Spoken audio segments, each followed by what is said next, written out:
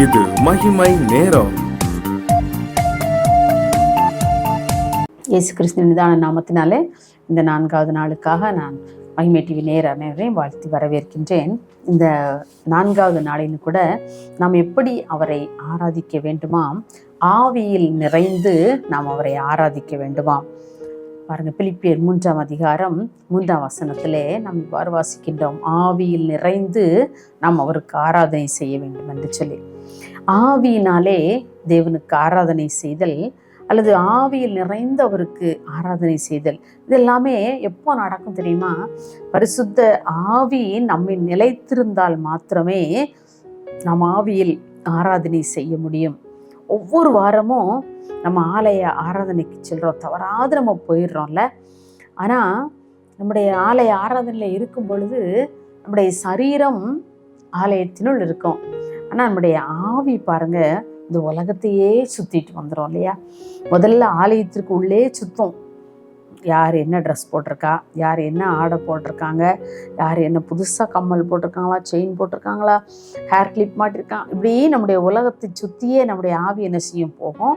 இடத்துல வெளியே அப்படியே யோசித்து பார்க்கும், எத்தனை பேர் இருக்காங்க, அவங்க என்ன இது இப்படியே நம்முடைய சரீரம் மாத்திரம் நம்முடைய ஆலயத்தில் இருக்கும், நம்முடைய ஆவி அப்படியே சுற்றிக்கிட்டே வரும். ஆனால் வேதம் சொல்லுகிறது, ஆவியில் நிறைந்து நாம் அவருக்கு ஆராதனை செய்ய வேண்டுமா. பாருங்க, நம்முடைய கண்கள் அலைபாயிறதுக்கு எல்லாம் நாம் விட்டு கொடுத்துட்டே இருந்தோம்னு சொன்னால் நம்ம ஆவியிலே ஆராதனை செய்ய முடியாது. நம் வீட்டில் உட்கார்ந்து நம்ம ஆராதிக்கும் போதும் கூட நம்ம ஆவியிலே நிறைந்து நம்ம ஆராதிக்கும் பொழுது அந்த ஆராதனை ஒரு சிறந்த மகிமையான ஒரு ஆராதனையாக இருக்கும். அந்த ஆவியிலே நிறைந்து அவரை துதிக்கும் போது இருக்கிற மகிழ்ச்சிக்கு ஒரு அளவே இருக்காது பாருங்க. அதை நம்முடைய அனுபவத்தின் மூலமாக நாம் உணர முடியாது, வார்த்தையால் வர்ணித்து சொல்லவே முடியாது. அப்படிப்பட்ட ஒரு நல்ல ஒரு அனுபவம் நம் ஆவியில் நிறைந்து நாம் அவரை துதித்தல் அல்லது அவருக்கு ஆராதனை செய்தல் என்பது அது ஒரு மகிமையான ஒரு ஆராதனையாக இருக்குங்கின்றது. பொதுவாக பார்த்தீங்கன்னா இந்த பெண்டிகாஸ்ட் சர்ச்சிலெல்லாம் ஆலய ஆராதனையில் ஒயிட் ட்ரெஸ் தான் போட்டிருப்பாங்க, பார்த்துருக்கீங்களா? அவங்க போட்டு வரவே சொல்லுறாங்க. ஏன்னு சொன்னீங்கன்னா, நீங்கள் பலவிதமான ட்ரெஸ்ஸில் வரும்போது ஒவ்வொருத்தரும் ஒவ்வொருத்தங்க ட்ரெஸ்ஸை என்ன செய்வாங்க, அப்படி வாட்ச் பண்ணிகிட்டே இருப்பாங்க. அந்த சாரீ நல்லாயிருக்கு, அந்த சுடிதார் நல்லாயிருக்கு, டாப்ஸ் நல்லாயிருக்கு, இப்படிலாம் யோசிப்பாங்க. ஆனால் எல்லாருமே ஒயிட்டில் வந்துட்டாங்கன்னா ஒரு பிரச்சனையுமே இல்லை இல்லையா? அப்போ உண்மையிலே அது ரொம்ப ஒரு நல்லா இருக்கும். அந்த ஆராதனையை பார்க்கும்போதே ரொம்ப மகிமையாக இருந்த மாதிரி என்ன செய்யும் இருக்கும். இது நல்லது தான் இல்லையா? நம்ம நிலைமை நம்ம சற்று யோசித்து பார்ப்போம், எப்படி இருக்குது நம்முடைய ஆராதனை ஆவியினாலே நிரப்பப்பட்ட ஒரு ஆராதனையாக இருக்கிறதா? இந்த புறமதஸ்தர் செய்கின்ற ஆராதனையெல்லாம் எவ்வளவு பயபக்தி நிரம்பி வழியுது.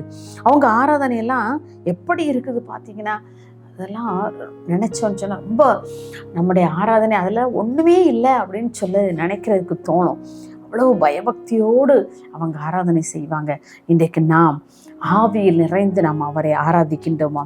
ஆவியானவர் நமக்குள் இருக்கும் பொழுதுதான் நாம் அவரை ஆராதிக்கிற ஆராதனைகளும் ஆவியிலே நிறைந்து காணப்படும். இந்த ஆவியானவர் இன்றைக்கு நமக்குள் இருக்கிறாரா நம்ம கேட்டு பார்ப்போம். ஆவியானவர் நமக்குள் இருந்தால் மட்டும்தான் நம்ம அந்த ஆவியில் நிறைந்து நம்ம அவரோடு கூட பேச முடியும். இன்றைக்கு இந்த அனுபவம் இருக்கிறதா? இந்த பொதுவாக நம்ம ஆலயங்களிலே பார்த்திங்கன்னா இந்த 4வது வாரம் துதி ஆராதனைன்னு சொல்லிடுவாங்க இல்லையா? உண்மையிலே அது ரொம்ப ஒரு மகிமையான ஒரு ஆராதனையாக, சில ஆராதனைகளிலே இந்த 4வது வாரத்திலே சில துதி ஆராதனைகள் ரொம்ப மகிமையாக இருக்கும் பாருங்கள். நம்ம ஆவியிலே நிறைந்து அந்நிய பாஷையில அவரோடு கூட உறவாடும் பொழுது, அவரை ஆராதிக்கும் பொழுது அந்த மகிழ்ச்சிக்கு ஒரு அளவே இருப்பதில்லை. ஆமாம், பரவாயில்ல, நம்ம ஆவியிலே நிறைந்து நாம் ஆராதிக்க வேண்டும் என்று சொல்லி ஆவியானவரும் விரும்புகின்றார். இந்த ஆவியானவர் நமக்குள் வாசம் செய்கிறாரா? ஆவியானவர் உள்ள இருந்தால் தான் நம்ம ஆவியிலேயே ஆராதிக்க முடியும் இல்லையா? ரோமர் 8:8 வாசிக்கிறோம், கிறிஸ்துவின் ஆவி இல்லாதவன் அவருடையவன் அல்ல. அப்போ இன்றைக்கு நீங்களும் நானும் இன்றைக்கு அவருடைய ஆவியினாலே நாம் நிரப்பப்பட்டிருக்கிறோமா?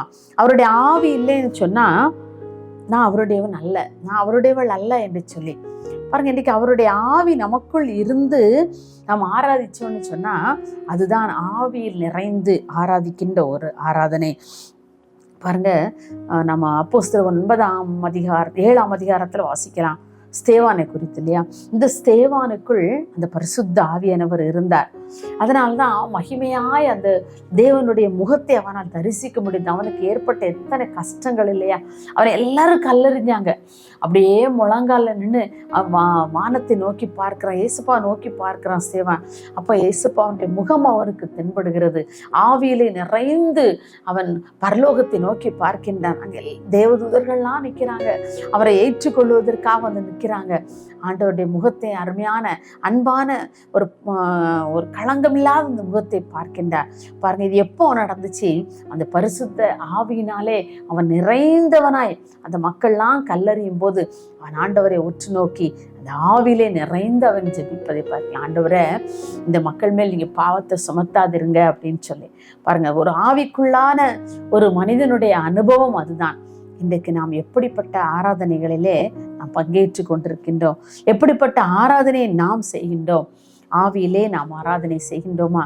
இல்லைன்னு சொன்னால் ஏதோ கடமைக்காக ஏதோ ஒரு பாட்டு பாடுறாங்க. இன்னும் சில பேர் பாடுறதே இல்லை, வாய் அப்படியே அமைதியா இருக்கும். ஆண்டவர் சொல்ற, உன் வாய் விரிவாய் திற, நான் அதை நிரப்பேன். ஊழியக்காரங்க சொல்லுவாங்க அடிக்கடி, உன் வாயை திற, வாயை திறந்து சபையார நீங்க பாடுங்க, பேசுங்க ஆண்டவரோடுன்னு சொல்லுவாங்க. ஆனா சில பேர் அவ்வளோ ஸ்டபர்னா அப்படியே நிற்பாங்க.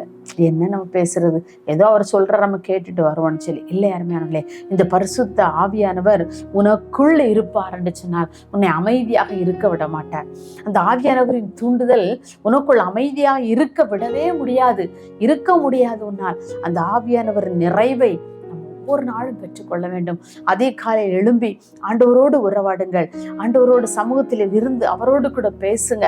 அவரோடு கூட பேசும்போது ஆவியில் நிறைந்து நாம் அவரோடு கூட மகிழ்ச்சியா இருந்து அவரை ஆராதிக்கும் பொழுது அந்த ஆராதனையிலே அவர் பிரியமுள்ள தேவனாக இருக்கின்றார். இன்றைக்கு நம்ம யோசித்து பார்ப்போம், ஆண்டவரே, நான் ஆவியில் ஆராதனை செய்கின்றேனா என்று சொல்லி. அப்படிப்பட்ட கிருபையை ஆண்டவர் நமக்கு தரும்படியாய் நாம் ஜெபிப்போம். ஆண்டவரே, நான் உம்முடைய சமூகத்தில் என்னை ஒப்பு கொடுக்கிறேன் அப்பா, நீங்க என்னை பாதுகாத்துக் கொள்ளுங்க.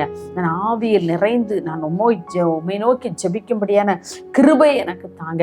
அப்படிப்பட்ட ஆராதனையிலே நீர் பிரியப்படுகிற தேவனாக இருக்கிறீரே, அப்படிப்பட்ட ஆராதனை நான் செய்யும்படியாய் அப்பா ஆவியானவரை எனக்குள்ளே ஊற்றுங்க என்று சொல்லுங்க. நாம் வேண்டிக் கொள்வதற்கும் நினைப்பதற்கும் மிகவும் அதிகமாய் அவர் செய்ய வல்லவர். எனக்கு அந்த பரிசுத்த ஆவியானவர் வேண்டும். அந்த ஆவியானவர் எனக்குள் இருக்கும் பொழுது நாம் ஜெபிக்க இயலாத வேளைகளில் எல்லாம் ஆவியானவர் நமக்குள் இருந்து நமக்காக பெருமூச்சுகளோடு ஒரு வேண்டுதல் செய்து கொண்டே இருக்கிறாராம். இப்படிப்பட்ட ஆவியானவர் நமக்கு வேண்டாமா? அந்த தேற்றரவாளன் நமக்கு வேண்டாமா? எனக்கு அன்பானவர்களே, நம்முடைய ஆவியில் நிறைந்து நாம் ஜெபிக்கும் பொழுது ஆண்டவர் நம்மை ஆசீர்வதிக்க அவர் வல்லவராக இருக்கின்றார். அப்படிப்பட்ட ஆராதனையில் பங்கு பெற ஒவ்வொருவரையும் ஆண்டவர் அழைக்கின்றார். அப்படிப்பட்ட கிருபை பெற நாம் ஜெபிப்போமா? மகா இரக்கம் கிருபை நிறைந்த அன்புள்ளே சுவாமி, இந்த 4வது நாளிலும் கூட நாங்கள் ஆவியில் நிறைந்து ஆராதிக்க எங்களை அழைக்கிறீங்கப்பா. நாங்கள் உங்களுடைய ஆவியை பெற்ற பிள்ளைகளாக ஆவியில் நிறைந்து நாங்கள் உண்மை ஆராதிக்கத்தக்கதான கிருபைகளை எங்களுக்கு தாங்க அப்பா. அந்த பரிசுத்த ஆவியானவர் எங்களுக்குள் இருக்கும் பொழுது மாத்திரமே நாங்கள் ஆவியில் நிறைந்து நாங்கள் ஜெபிக்க முடியும் ஐயா. இந்த உலகத்துக்காக, எங்களுடைய சபை, எங்களுடைய திருச்சபைக்காக, எங்களுடைய குடும்பங்களுக்காக நாங்கள் ஆவியில் வைராக்கியம் கொண்டு நாங்கள் ஜெபிக்க எங்களை பலப்படுத்தும்படியே நாங்கள் ஜெபிக்கிறோம். நாங்கள் ஆவியோடும் அப்பா நாங்கள் ஆராதனையில பங்கு பெற எங்களுக்கு உதவி செய்யுங்க. எல்லா துதிகன மகிமையும் ஒருவருக்கே செலுத்துகிறோம். இயேசுவின் நாமத்தில் பிதாவே, ஆமென்.